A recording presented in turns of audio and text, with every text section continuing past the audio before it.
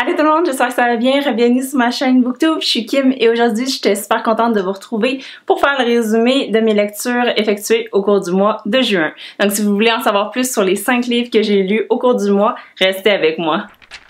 Donc la première lecture qui a capté mon attention, c'était le deuxième tome de la série de Mistborn par Brandon Sanderson, un auteur super reconnu dans le monde fantastique adulte parce qu'il crée toujours des univers tellement précis, détaillés, intéressants que ses livres sont toujours hyper épais avec plein de personnages. Bref, dans cet univers-ci, on se concentre sur l'allomancie qui est une sorte de magie qui te permet de pouvoir ingérer des métaux pour pouvoir avoir des pouvoirs. Donc c'est vraiment très simple comment je l'ai expliqué, mais c'est super intéressant. Et le premier tome, je l'avais vraiment adoré, je lui ai donné 5 étoiles, j'avais passé par toutes les gammes d'émotions. Et pour le deuxième, j'ai pas aimé autant que ça, puis j'aimerais vraiment savoir l'opinion de d'autres personnes qui ont lu cette série-là. Qu'est-ce que vous avez pensé du deuxième? Parce que il y avait beaucoup plus de politique, donc l'action avançait moins, c'était plus des descriptions, des stratégies. Donc ça m'a un peu une petite affaire agacée parce que je m'attendais à ce qu'il y ait plus de choses qui se passent que ça, puis que ça se passe un petit peu plus vite. Donc pour toutes ces raisons-là, je lui ai donné 3,75 sur 5 parce que c'était bon, c'est juste, il est venu moins me chercher que le premier, mettons. Mes sentiments étaient un peu moins investis dans cette histoire-là que dans le premier, disons. Donc j'ai donné cette note-là, mais c'est sûr que je vais lire le 3 rendu là.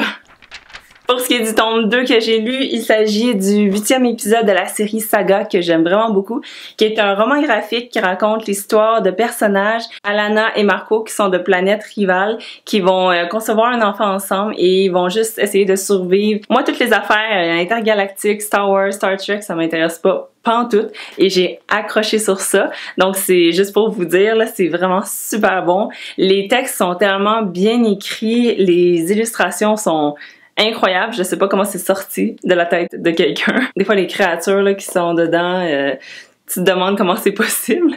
Donc c'est vraiment super bon et pour les fans de Goose, le petit phoque en salopette, il va être de retour. Donc juste pour ça, ça vaut la peine de lire. Pour ce qui est de mon appréciation, je l'ai bien aimé. On continue à suivre les aventures. Ça se passe bien, le rythme coule bien et on retrouve les personnages qu'on a aimés. Il manquait un peu de tension puis de stress pour que je lui donne un 4 étoiles. Donc je lui ai donné 3,75 parce qu'il était quand même super intéressant. Je l'ai un petit peu moins aimé que les autres, mais je l'ai vraiment beaucoup aimé.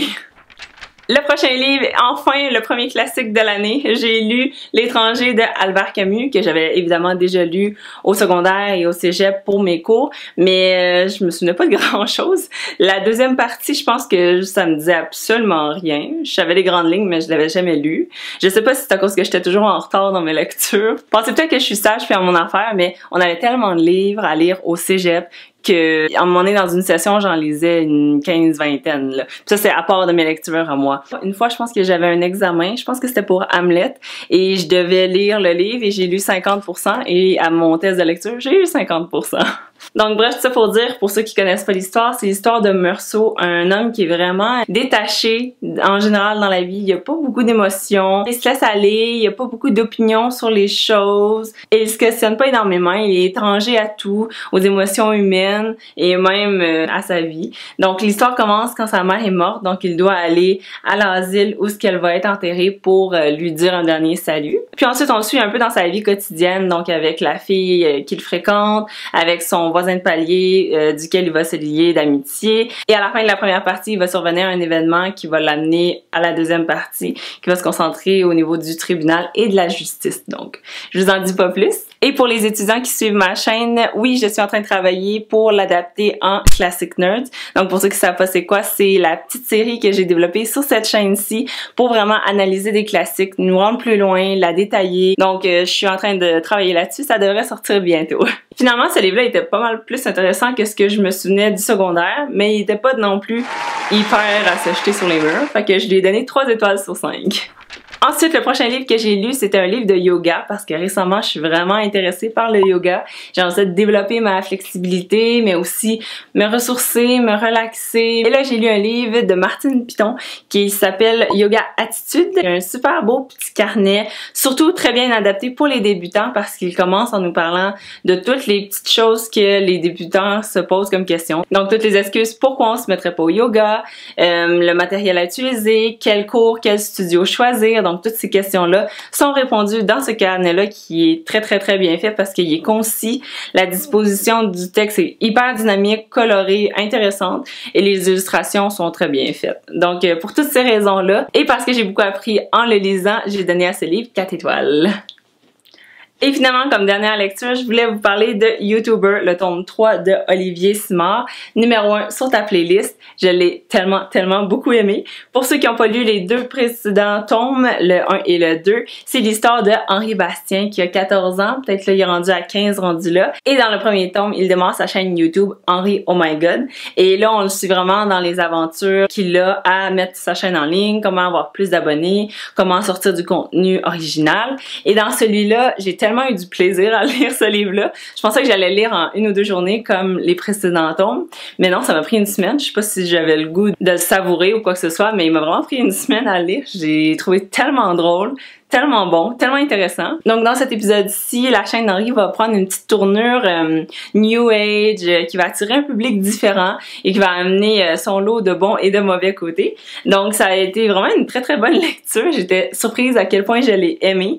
Les personnages, encore une fois, sont incroyables. La sœur de Henri est tellement drôle, là, avec son iguane qui s'appelle Claude Bégin, là.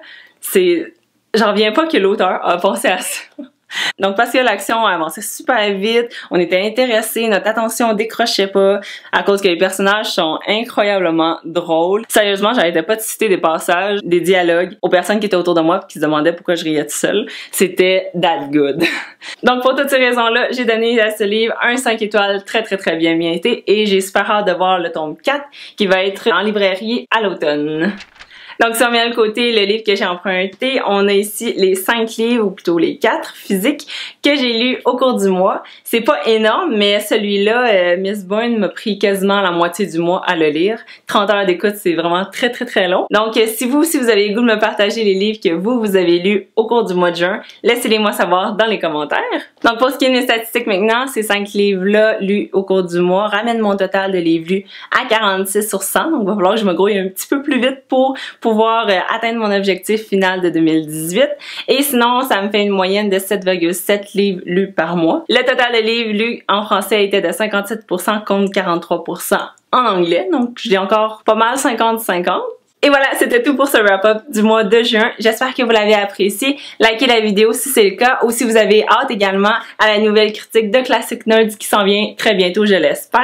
Sur ce, si vous aimez entendre parler de livres et avoir des recommandations, considérez vous abonner à cette chaîne-ci. Je vous retrouve dans une prochaine vidéo. Bye bye!